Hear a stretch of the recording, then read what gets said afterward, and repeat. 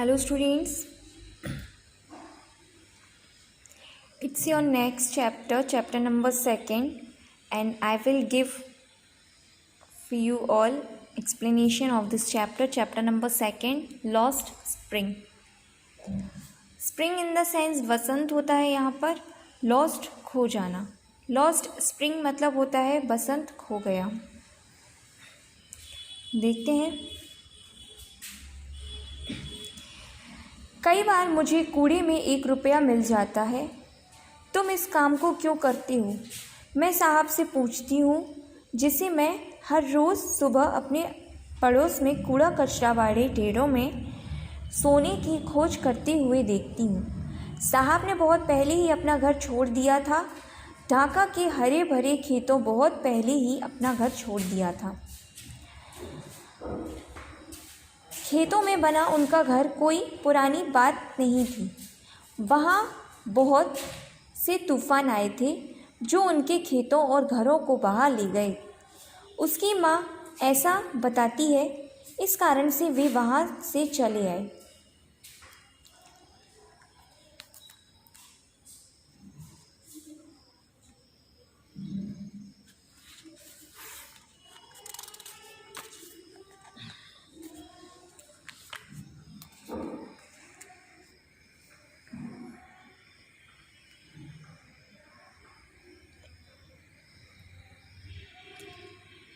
बड़े शहर में सोने की खोज करने जहाँ वह अब रहता है, मेरे पास अब कुछ करने के लिए नहीं है।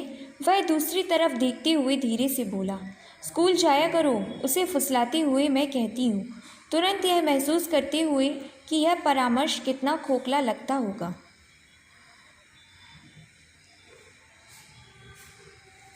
मेरे पड़ोस में वहाँ कोई स्कूल नहीं है। जब वे लोग कोई स्कूल बना देंगे तो मैं चला जाऊँगा।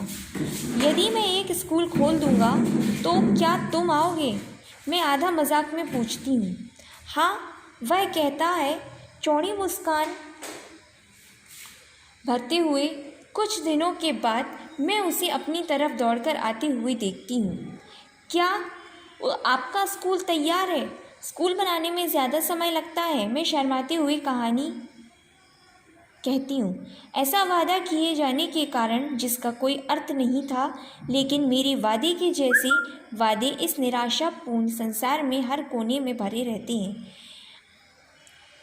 स्कूल उसे जानने के कुछ महीनों के बाद मैं उससे उसका नाम पूछती हूँ। साहब ए आलम यह बताता है, उसे यह मालूम नहीं है कि इसका अर्थ क्या है। यदि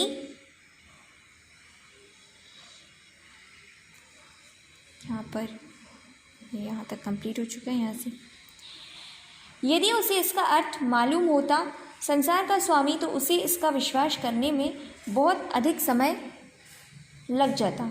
इस बात से अभिज्ञ कि उसके नाम का क्या अर्थ निकलता है, वह अपने मित्रों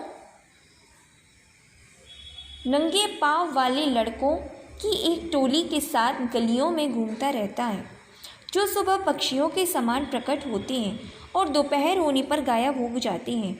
कुछ महीनों के बाद मैं उनमें से प्रत्येक को पहचानने लगी हूँ।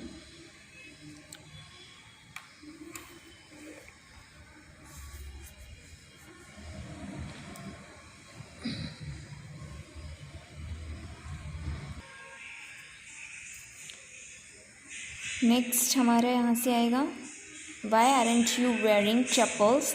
I ask one. तुमने चप्पल क्यों पहनी है? मैंने एक से पूछा। मेरी माँ ने उन्हें अलमारी से नीचे नहीं उतारा था, उसने सहजता से उत्तर दिया। यदि वह उतार देती तो वह इसे फेंक देता। एक अन्य ने कहा, जो जूता पहना हुआ है, जो आपस में मेल नहीं खाते हैं। जब मैं इस पर कुछ कहती हूँ तो वह अपने पैरों को थोड़ा हिलाता है, किंतु कुछ नहीं कहता। मुझे जूते चाहिए, तीसरा लड़का कहता है, जिसके पास अपने जीवन में जूते का जोड़ा नहीं रहा। देश में सभी जगह यात्रा करते हुए मैंने नंगे पैर बच्चों को देखा है। शहरों में और गांव की सड़कों पर भी ऐसा पैसों की कमी की वजह से नहीं था, बल्कि उन लोगों को नंगे पांव रहना एक परंपरा बन गया है। ऐसी बात बताई जाती है कि मैं आश्चर्य से सोच रही हूँ कि शायद वह स्थायी गरीबी की अवस्था को बातों में टालने का एक बहाना है। मुझे यहाँ पर है I remember story a man from. मुझे एक कहानी याद आती है जो उडुपी से आए एक व्यक्ति ने कई बार मुझे सुनाई थी। एक छोटे लड़के के समान वह एक पुराने मंदिर के पास से निकलकर स्कूल जाया करता था, जहाँ उसके पिता एक पुजारी थे। कुछ देर मंदिर पर रुकता और जूतों के एक जोड़े के लिए प्रार्थना करता।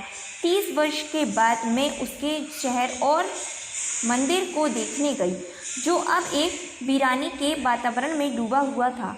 पीछे वाले आंगन में जहाँ एक नया पुजारी रहता था, वहाँ लाल और सफ़ेद रंग वाली प्लास्टिक की कुर्सियाँ रखी थीं।